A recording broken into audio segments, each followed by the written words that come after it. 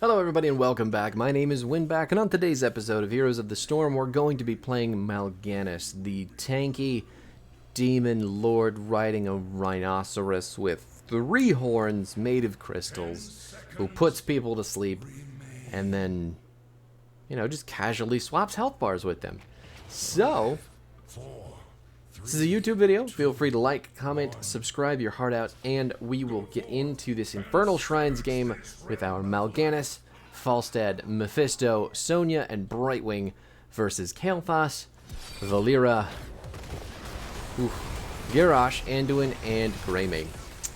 Lots of damage just ripping right off the top there, but no kills to be had. No kills. It's really easy to go in and save people with Malganis because our Night Rush is just such incredibly strong CC. Really good stuff. Sleeping 3 people right there who are immediately woken up, but luckily Sonya is able to walk away just in time. Now, the abilities for Malganis, if you're not aware of them or how they work, your Q is called Feld Claws. It is a 3-slash attack. Each of them, oh no, I was silenced in the middle of my Night Rush and killed because I was far too aggressive. But your Q, Fell Claws, you dash once with your first Q, dash twice with your second Q, and dash a third time with a knock-up on your third Q. All of those are dealing damage, all of those are benefiting from your passive. The third one is the only one that does the knock-up. And the knock-up itself is only 0.75 seconds, so not a huge stun, but definitely enough time for you to activate your E, your Night Rush, which does have a little bit of a wind-up to it. Your E, after 0.75 seconds, you're going to get a shitload of movement speed, and you are going to sleep everybody who comes into contact with your moving vampire dreadlord body, which is fantastic, because the amount of stun time that you can rack up with this ability is crazy big. If you're not getting stunner with this character, win or lose, on any game that you play, you're probably doing something wrong, because that is the easiest card I have ever gotten in my life. Not only that, but hopefully your teammates aren't waking all of your sleep targets up, which is, in and of itself something that other people need to play around, but you can't be controlling of that stuff, you know what I'm saying? Anyway, your W, your final ability, is called Necrotic Embrace. This is an AoE ability. It's going to do circular damage around you, also benefiting from your passive, and it's going to give you 25 armor for the duration of the ability. So, that is Malganis' main form of kind of panic button. It is also something that I really like to do in the middle of hitting someone with my Q knockup, slapping my W button, and then hitting our Night Rush. Can't believe he walked away from 2 people who were just there to kill him. I mean, come on, man. I don't think we're asking very much at all. But anyway, the knock-up on your Q, your W is instant, so as soon as you hit your W button and then your E button, if you're hitting them really quick together, there's no disconnect in the time, and you can still Night Rush people off of your Q very quickly. Your W, again, since it's an instant ability, it's really easy to proc everything that you need to off of your kit. Ooh, double sleep. We've got the team split right now, but that Mephisto Skull Missile is going to wake them up on the backside, unfortunately. Still got the Valeera kill, thank God. That's working out for us. And now the enemy team is down a rogue. Looks like they're about to be down a healer, too. Gotta get him with the knock-up, and then we just Night Rush in and walk away. The big trouble with Night Rush is that even though you, as the tank, will sleep a whole bunch of people and then leave them sometimes, your team is very just magnetized to sleeping targets. So they see someone stunned there, and it's like, go, let me get him. So working with that may be something that all of us Malganis players have to work on, specifically when playing. Oh, Valeera. Oh, Valeera. Anduin did not want to pull you to safety. He wanted to pull Greymane, apparently. But anyway, if you have a full health bar and you're Night Rushing in with Malganis and you've slept a whole bunch of people, maybe just stay in, you know, if your team's decided to make a go of it. Perfect. We let all those fuckers sleep so our Sonya could get away. Nice job, team. Way to go. You're going to hear me talking about the sleep a lot this game, mainly because it's a very strong ability for Malganis. I'm dead.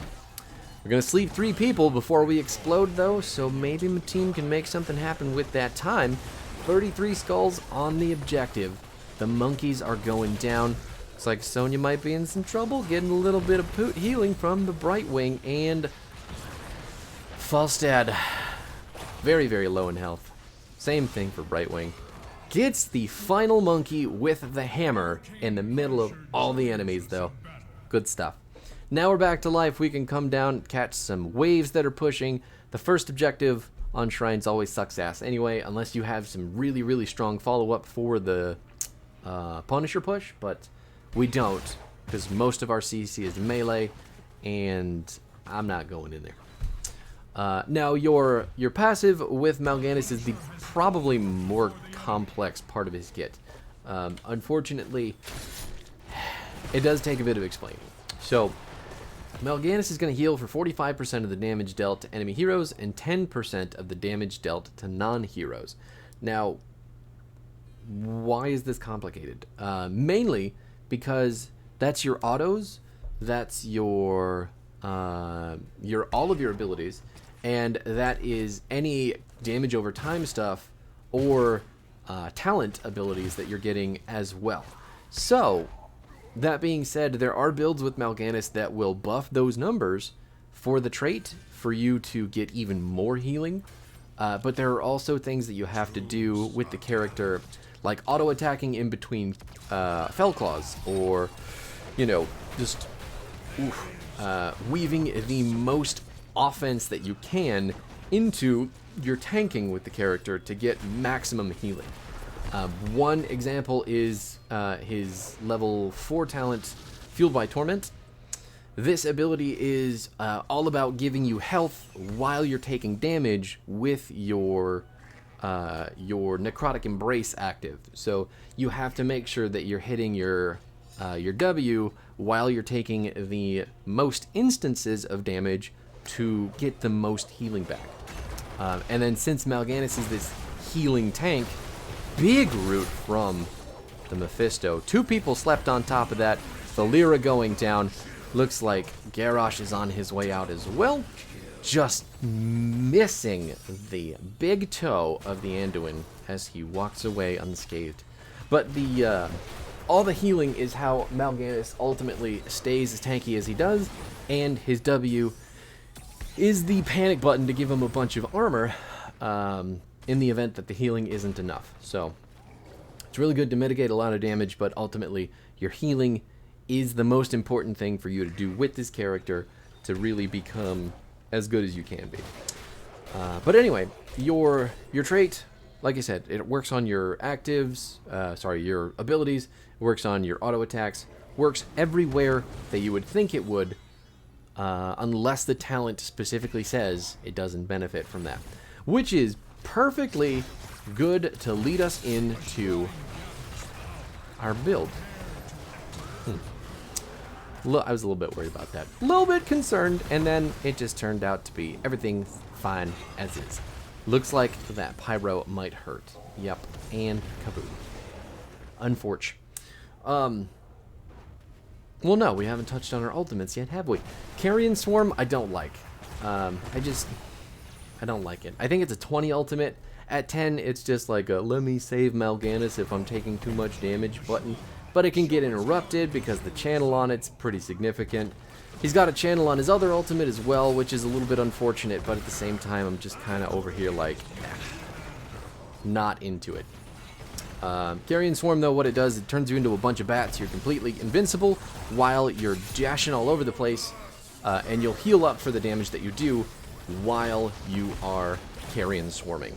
The good thing about that ability is that at level 20, it becomes this huge AoE targeted sleep. So Seeker Swarm at 20 is one of the best ultimates in the game, which is crazy, crazy good. And yeah. Anyway, so the ultimate that we ended up picking today is the Dark Conversion, which is on a way shorter cooldown and much, much better in terms of fun, if I'm being perfectly honest. So it's 0.75 seconds worth of channel, and then we are going to swap health bars with whoever we have clicked on at the beginning of the channel. So, all of that being said, the highest health bar that you can swap with while your health is at its lowest is going to be the most impactful, truly. So your Garroshes, your Cho'Galls, your any form of melee or tank or bruiser really is going to be doing wonders once you have this ability selected. Now, the trouble with that is also surviving for the amount of time that it needs to channel and then swap the health bars, but the good news is if you're playing into a comp that Fueled by Torment will work with, you should get enough healing to sustain that tiny window, or you can pick Might of Sargeras, get the 50 armor, and block a lot of damage, which is also going to give you that big heal window. So it's really helpful, super good. Remember what you're picking and why you're picking it, though. These talents aren't just, you know, work every game kind of things. But all that out of the way, we can talk about the build finally. We've got Time to Feed at 1. You'll see these little fangs under people's health bars. It is going to give us some healing every time that we hit our any abilities on them. Auto attack them, W, Q, whatever. And when we hit them, we get a tiny chunk of healing back, but we're actually going to refresh that healing anytime that we hit people with Night Rush. So we can get a very, very big burst of healing back with this talent the more people that you hit and the more people that you put to sleep and then hit again. It's crazy good how healthy you can stay with this level 1 talent. The other ones at level 1, Winged Guard is always very, very strong, especially into big physical damage comps, but the Vampriring Embrace is probably the least effective. I really wish I could see. There we go. Now we can see what I'm doing. Perfect. I'll just try to remember to do that anytime that I go blind as a bat. It's a replay, so maybe I just shouldn't do that, you know? But anyway, your level 4 talents are kind of up to what the situation calls for, being that they are, you know, all defensive talents. And then your pick really depends on the enemy team. So if you're playing into somebody like a Tracer, the Kalthos here with his limitless tick damage, even Valera to some extent, there's a lot of instances of damage that are relatively small, and you're going to heal through those with a bunch of armor because the talent's just rocking the shit out of him. I don't know if that was unstoppable or if he just missed. But anyway, the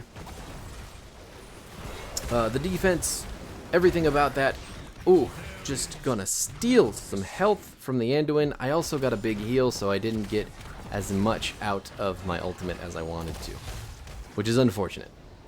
The lower health you are with Malganis, the more health that you get back with your R, but if you get healed in that window too, the snapshot fucks up and you end up trading less or doing less damage, which is kind of,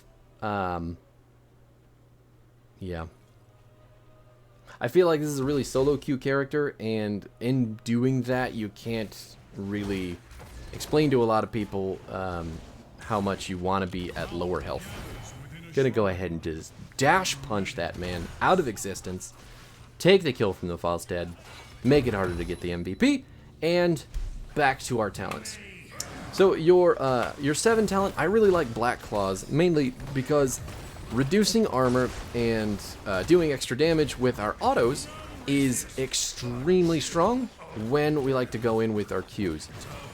I didn't do it. I didn't click over to the camera so you could see if I was hitting anybody, but I don't think I actually was, so we're good with that one.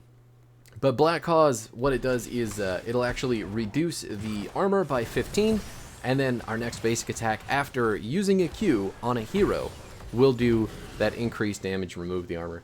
That makes it super easy for you to set up armor reduction on targets that you're about to sleep or that you're about to knock up, and it's just wicked strong for allowing your team to get the kill. The other thing you could take at this tier is Spreading Plague. I think is still really, really strong because Malganis is getting a lot of healing from the damage over time effect.